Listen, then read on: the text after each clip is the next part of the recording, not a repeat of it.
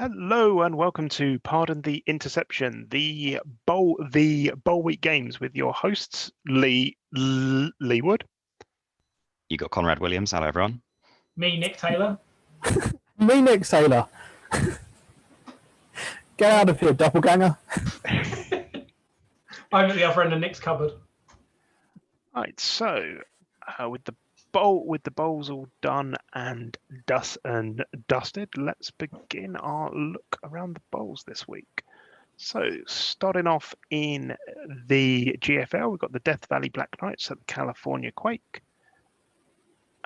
Conrad, why don't you take us through this? Yeah, well, I'm still recovering from the surprise of the fact that the Rin race weren't in the bowl, but the comments after that week in the conference championship game suggested certainly that the Black Knights were the team to fear to some extent. We had a bit of debate about who was actually going to win this one, and it was as close as you would expect given the level of debate there was about who might win.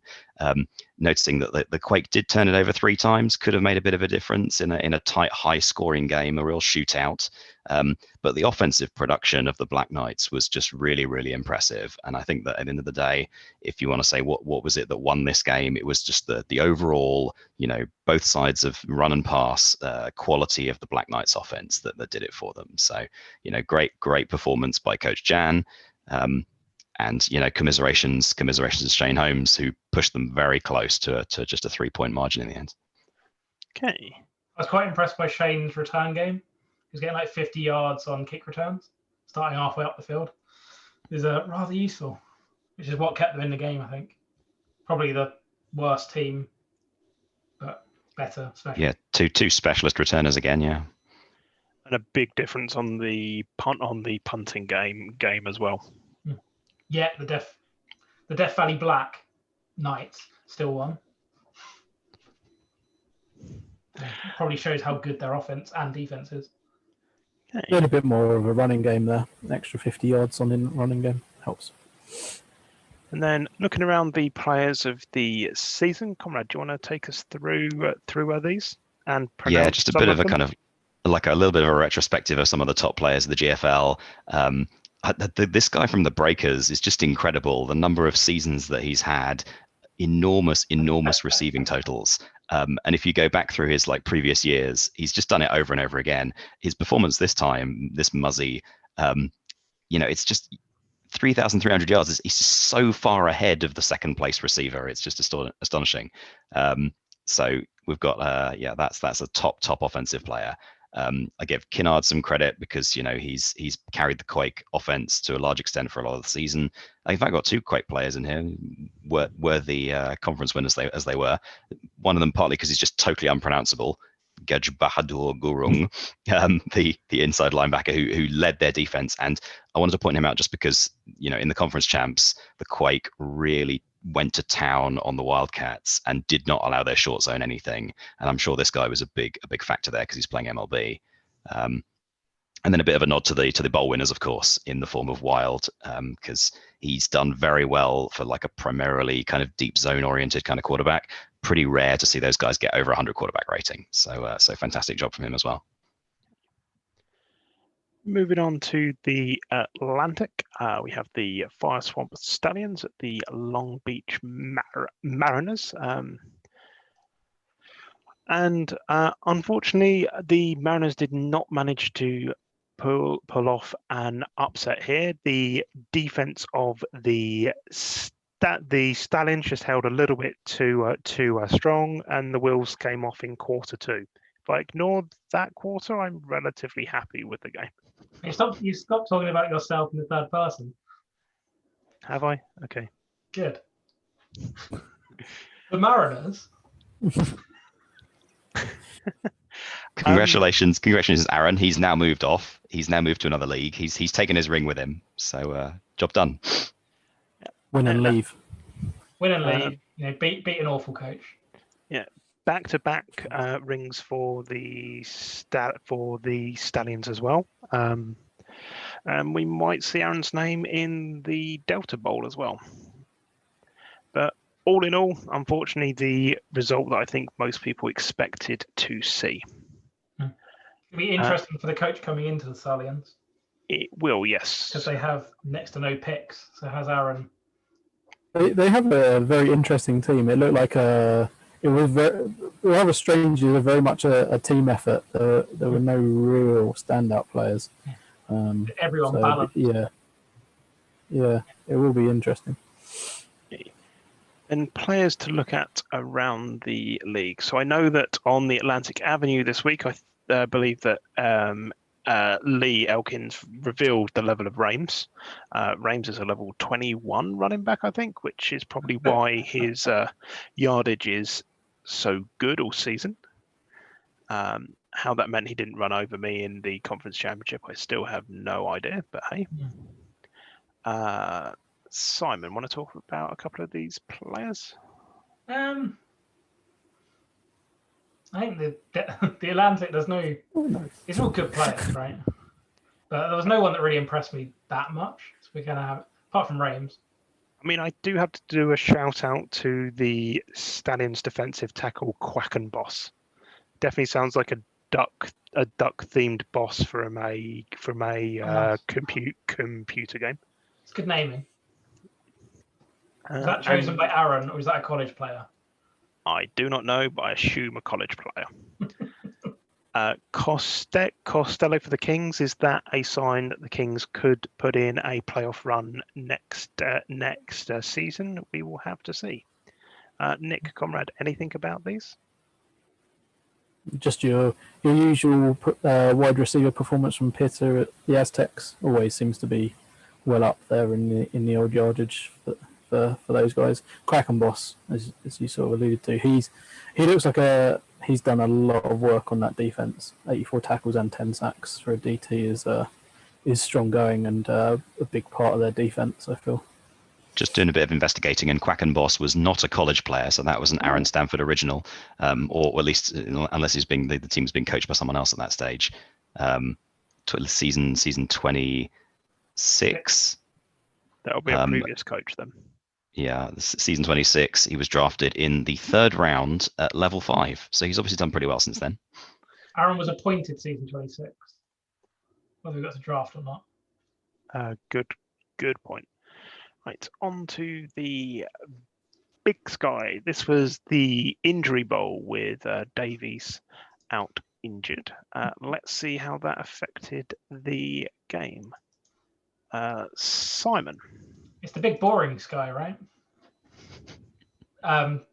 Richard tried his hardest at the Buccaneers to actually do something, but with his main man out, it was just never going to happen. So we had a riveting game. Yeah, he didn't do too badly in terms of like limiting the offense of the Rivets, but unfortunately he just could not do anything with Davies out. So he just was sort of like going, we've gone like 2 yards, I better give you the ball back now. And if you go 20 yards, we'll eventually get ground out. Yep, that just kept happening, which makes it quite a boring game when one side's got no offense. Okay. And then on to players from the Big Sky. Simon. So my favourite player here was Amanas, Amanas. I think he alone probably won the Rivets the Bowl. He's just returning all over everyone, and it meant they had a much shorter field to play to, which does make life a lot easier. Is Tripson categorized here? Isn't he actually a running back? Tripson is a running back, but I think that's probably reasonable because he just constantly gets passed to. So, is he a running back? Is he a wide receiver?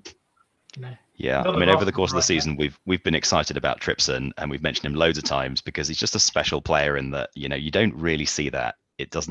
It's not the sort of thing that comes around very often. Is running backs constantly catching lots of passes for lots of yards. So clearly, they've cracked the equation there of what attributes you need, what stats you need. He's probably quite high level. What formations you need to use him in, and he's done so well with nearly 2,500 yards. 15 yards a catch for a running back is pretty ridiculous. You're going to get touchdowns because running back. And to be fair, the Rasmussen for the Fire is probably very impressive as well. If you look at the Atlantic, Lee's ridiculous one at the Bears was level 21 and only getting 6-7 yards a carry. Yeah. This guy's getting 8 yards a carry. Yeah, if you also look at the rest of the running backs in the Big Sky, you got Davies at second, who's got 2,300 yards, which is 500 yards less than Rasmussen, and then you're at 1,500 yards. He's nearly run for twice as many yards as the third best rusher in the league, which is pretty absurd. He is a monster. Hey. Anything else before we move on to the Continental? Okay. The Continental, the Badgers versus the Bombers. Could Strom do it? Anguta, you mean? Anguta's guided by the hand of Strom. Who does the lead? He does the lead blocking, of course. And here, I seem to remember we discussed that this game could have gone either way. I think I went with the Badgers. I think a couple of people did call the Bombers as winning this. That was just me, I think. I said the Bombers with a passing game. I think it was just Simon. Bombers with their passing game, and they did outpass the Badgers. By twice as much. Yeah, doubled their passing yards. The stat line and the score line don't match up fully to my eye here. Or the stat line would have it as a close game. Should we see if the special teams made a big difference here? Mm. Little Made bit a of reasonable difference. Yeah. Yeah, I mean the shock here, right, is that Anguta didn't get into the end zone numerous times. Has a couple of fumbles, no touchdowns, which is pretty much unheard of for the legendary Anguta.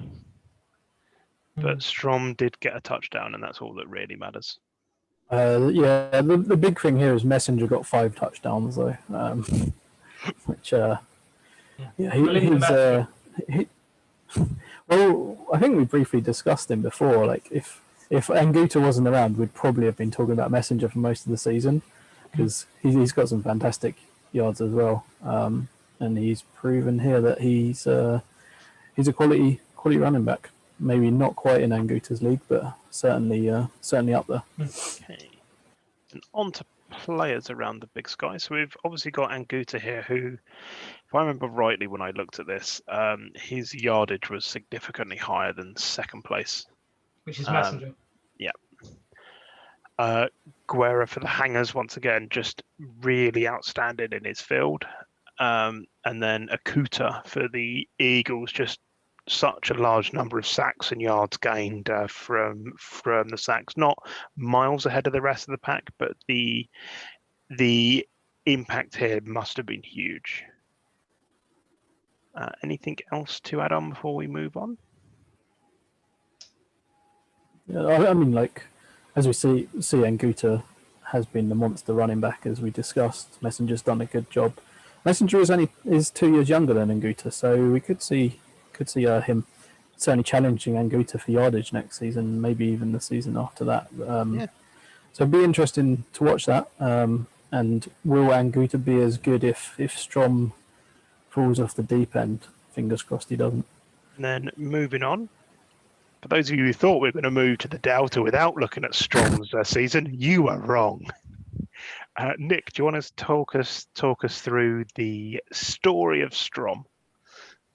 So he ended up being a player we just happened to pick up on one of our first few episodes. We noticed he was age 9 and doing the business, as they say. And to be fair, he's carried on doing it. Nearly 6 yards per carry, 18 touchdowns, 4th overall rushing yards, 3rd overall for touchdowns for running backs as well. He's done it all, and I mean, we talk about Anguta a lot, and Strom just happened to be that week. Strom, had a monster game or what have you, and at age 9 he really stood out, a bit like Tripson did in the Beeb, in a running back, wide receiver, or whatever you want to call him. But yeah, Strom's certainly come through, and he's been one of the top players in the Continental. Yeah, I really loved that first week when he, I think, got 4 touchdowns and 3 fumbles in the same game, which is impressive. But yeah, it's great to see him still going strong. Age 9, move over Richard Pickman. The Strom is the guy now, unless of course he rolls like a 10 in aging, at which point he'll be about level 2, and unfortunately his career will be over next season. So we will see. Flip that coin, and we'll see if he's back on the Badgers roster in season 33. Moving on to the Delta, we have La Jolla at Frome, a bowl game that Deltorians are unfortunately quite used to seeing now. Simon, what did you make of the bowl? It's boring seeing Lee and Aaron in bowls nowadays, isn't it? It is. I'm starting to get a little bit tired of it, but it's a different result than we've had the last couple of seasons, which was nice. It was Aaron's running game kind of doing very well from the dodgy quarterback running that he's been doing all season. Seemed to go quite well this game. Not quite so good on the passing front, but didn't really need to throw the ball much. And the Katanas just couldn't quite do it. They had quite a lot of passing yards, but probably got slightly unlucky with a big injury to their their best outside linebacker in the previous game, which then meant the quick running back and quick quarterback could run all over them, unfortunately. I think with that player not getting an injury, this swings quite significantly the other way. Yep, I would agree with that. It's another decided by injuries, which is a bit frustrating. The Lone Stars returners looked like they did a reasonable amount of work as well. Yeah, one of them, 70 yards per return. Quite impressive. Yeah. I mean, it's only 2 returns, but still, that's a lot of yards. You're starting on what? In the red zone there? Yeah. It's another very high scoring game. Both teams over 40 points, much like the GFL Bowl. Definitely not a defense dominated game. Only 1 turnover total, and everyone just kept banging it into the end zone. So no shortage. Which is a little bit odd considering these 2 teams had been defense led for most of the season. It's when you get 2 kind of equal defenses, you kind of see some. I think they kind of lined up against each other's weaknesses, because Aaron is very weak to the deep pass, and Lee without the OLB is very weak to some outside running, and that kind of lined up to cause a bit. Vaguely remember sort of mentioning this last week, that it's whoever can cope with that weakness the best, and I think that big injury has been a big problem. On to players around the league. Simon, take it away. So I think number 1 and number 2 is Wells and Straker. Yep. Kick returns and punt returns, if you add it all up, is more yards than the Warriors actually passed and ran for. So they had no offense; they just had special teams, and the offense. It's their offense. They just limped into the end zone sometimes and kicked a load of field goals, and our defense kind of gave up quite a few yards as well. So those 2 are probably MVPs of the season for me. But you've also got Casey, the wide receiver, being quite the standout wide receiver in the Delta, despite having a really shit quarterback thrown to him. He's got a 40-strong quarterback thrown to an 80 quick. So even he's still absolutely pumping out the yards and pumping out the touchdowns, which has been quite impressive. Why did I pick Graham? No. He's got 33 touchdowns. It's pretty good. Yeah, 33 touchdowns. That's why. Lots of touchdowns. Oh yeah, it's just he kept getting the ball into the end zone. Yeah, you've got to have that guy, don't you? Despite not being, the best yards per carry, can just sneak in. Yeah. I think he's one of the people that runs and jumps over the top. Yeah, if he's going to be a guy that doesn't get you thousands of yards but turns field goals into touchdowns, he's going to be a key guy. Yeah, and he was just absolutely pumping. I think the next guy on touchdowns was miles away, if I remember rightly. Let me have a quick look. Yeah, I mean, he's your definition of a red zone grinder, right? Yeah. Amazingly doesn't have a red zone grinder, but yeah. Yeah. That's Quite Simon. impressive player. What was the other Boots up person? the spreadsheets. Gaster was Certainly more touchdowns. Gaster was impressive More as well. touchdowns. Yeah, 28 sacks, 42 tackles. Yeah, I think we mentioned the Patriots' defense quite a few times throughout the season, and that was what was keeping them in games and keeping them I think close. Gaskell might be a big part of that defense. Yeah, Be quite the big defensive end. I do They've wonder got whether people we'll see a rules intervention of some sort, and they'll say like returner levels are capped or something. They'll do like what they do with punters and say over level 10 it only counts for 0.1 or something like that to They're just really already capped nerf at level 13. Yeah. Yeah. unlucky for some, but It's not capped for at 12, isn't it, Lee? And then they get a Oh, so it's capped at 12, and then they get 0.2. Is it per level 0.2? over 12. Yeah, 0.2 per level over 12. So a level 13 plays at 12.2.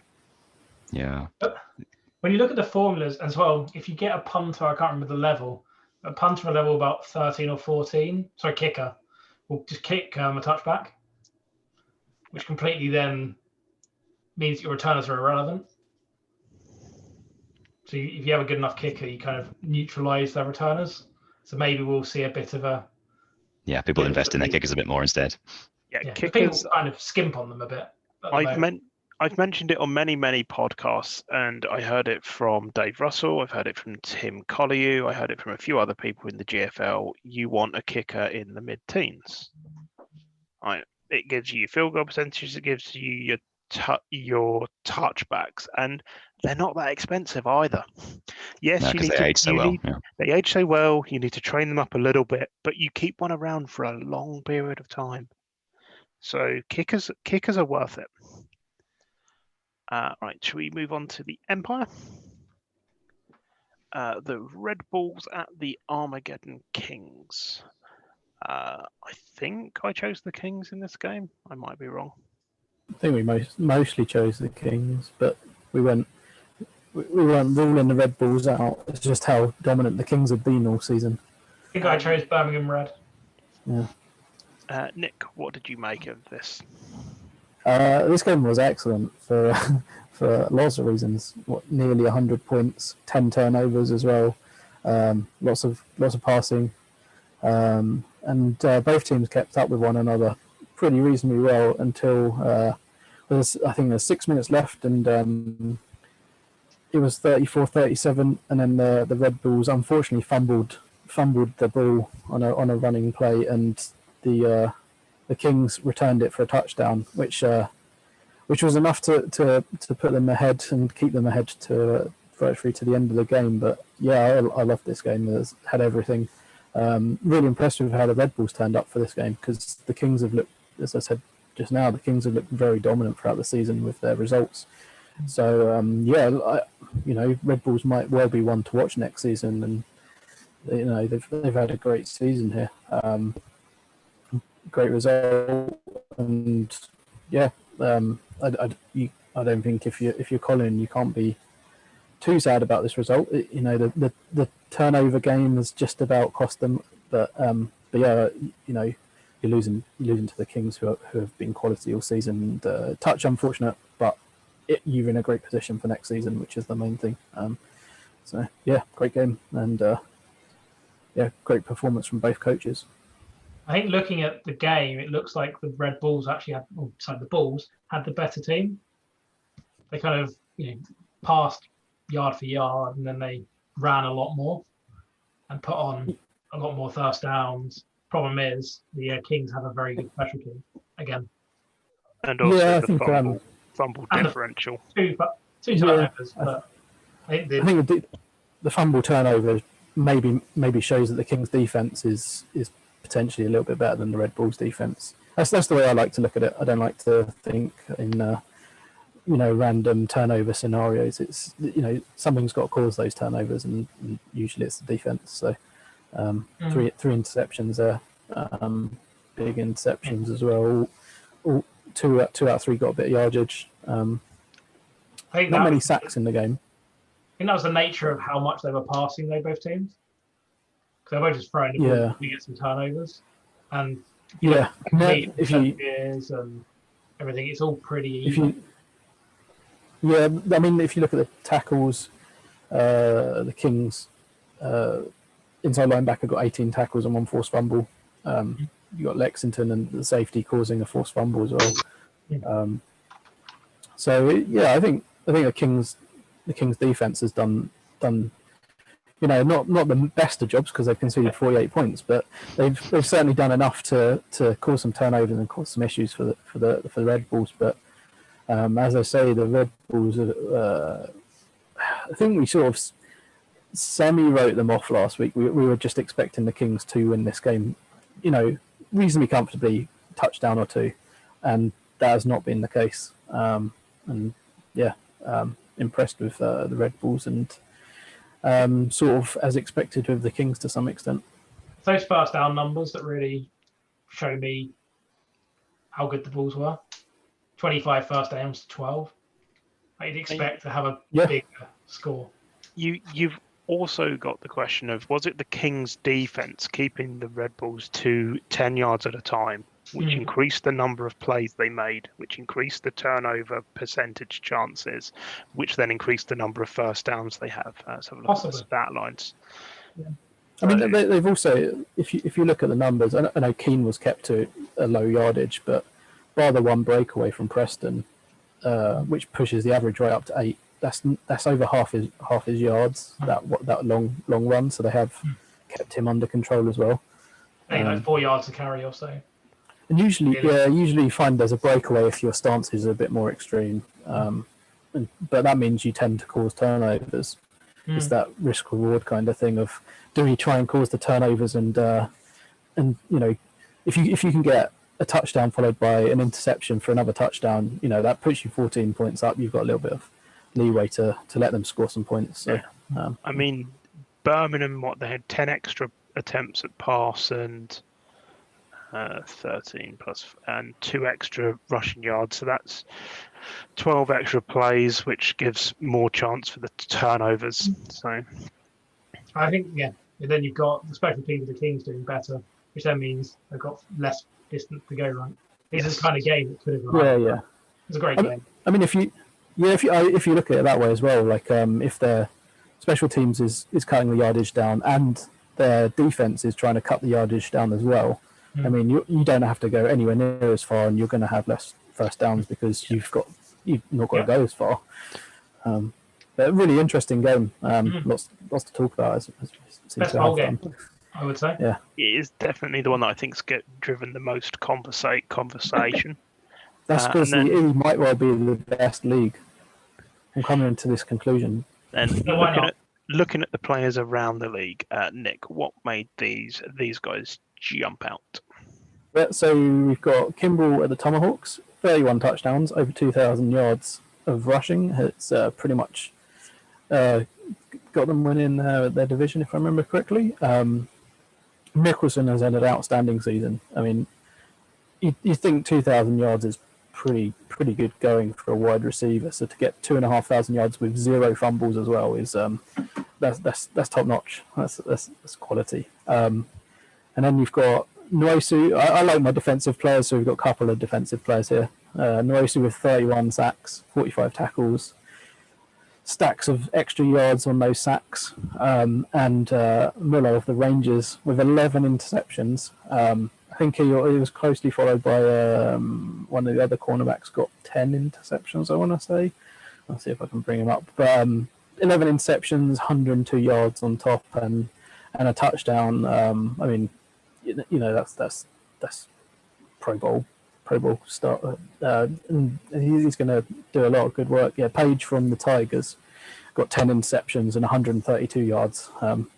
Nearly made it on, but the touchdown from Milo just pushed it for me. But yeah, I think there's a lot of great performances here in the Empire. I mean, one of the DTs got 131 tackles. Fabulouge from the Knights, 131 tackles and 6 forced fumbles, 6 sacks. I mean, that's like that's a lot of work he's doing as well. So yeah, like lots of interesting players in the E, and I have to say I've really enjoyed the E this season. Okay.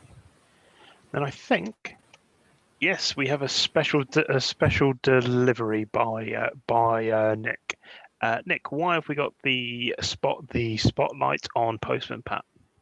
Well, after Stormwatch, we had Pat mentioned, so we've sort of loosely kept track of Pat throughout the season. he didn't really impress the first couple of games after him being brought to our attention, and the Hunters have done quite well, and Pat. Oh, the jury's out on Pat, I feel. He's 2,400 yards isn't too bad, but 13 interceptions is quite high. Quarterback rating of 80, and he's quite a way down the old passing yards. On a team that's been pretty good this season, I think the jury's still out. We might have to watch Pat next season and see where he is next season. Age 5 this season, so maybe he doesn't even make it to next season, and we don't get to find out how good Pat is next season. But I'm not sure about him. Jury's still out. But he's been a fun one to watch because he's, as these stats say, like 14 touchdowns, 23 sacks, 13 interceptions. Sort of everything's happened with him. You've had some excitement with Pat, and he's worked well with Legend, to be fair. So yeah. When did he join the Continental? That's the question I want to ask. When did he join the Continental? Next season. He's left the High Hunters. Yep. Right. He's joining strong. Will we be back next season? I believe we will. We might even do something around the draft. We'll see. But next season, I believe we're going to be back. And if people have some pet players they want us to look out for, like we did with Strom and Pat, submit them when we put them through the rigorous review process we do. Let's go around the room before we finish out. Conrad, we haven't heard from you for a little while. Yeah, just been digesting the Postman Pat statistics. You know, he always puts in a shift, doesn't he? Ultimately, if you've got more touchdowns than interceptions, that's good, right? But no, thanks everyone who's tuned in to any of our episodes over the course of the season with our sort of rotating cast, with me in and out, with Simon in and out, but of course Lee and Nick have been there throughout. I think that, ultimately we've just enjoyed covering the game and talking to everybody about what's happened. Season 32 has been another good one. And we look forward to a great season 33. So everyone put your feet up, enjoy the summer, and we'll see you again. Nick? Yeah, sort of mirror Conrad's thoughts. I mean, it's been really interesting looking at the other leagues because since we did this way back when I've barely looked at any of the other leagues. Maybe I've looked at the D a little bit because Lee and Simon are in the D. But other than that, I haven't really looked at it. And I've really got into the Empire. I have to say the Empire has been great fun this season. Finding all these quirky players like Tripson, Stromwatch has been fun as well. It helps, like it puts a little bit of thought into maybe there's some fun little tweaks you can make over the summer and see what you can do with some quirky players if you want to, of course. Yeah, it's been great fun. Really enjoyed it, and thanks everyone for watching. Unfortunately, we can't record over the summer because I have to leave this cupboard at some point, and that is my short window to leave the cupboard. That was your holiday last week when you recorded from Wales, but I'm not convinced you were actually in Wales because it wasn't raining. It's a green screen. Yeah, I recorded outside. Yeah, a bit like Simon's green screen today. Just a Wales backdrop going. Other Nick, anything from you? No, just a request for people to put in some great names after the draft. So we have some great named players to look out for. Oh yeah, we should. We clearly need more stances getting names so that Simon can bring them up during our discussions. That's a big thing. I'm a big fan of that. Maybe like a black and white cat for Postman Pat to throw to. Would be quite good. Right. Yeah, nothing else from me. Thank you for all of those that have watched all of this season. Thank you very much indeed. We look forward to seeing those of you at the live draft which attend. Look forward to trying to do trades with those that we do trades within the leagues that we play, and we look forward to welcoming you back in season 33.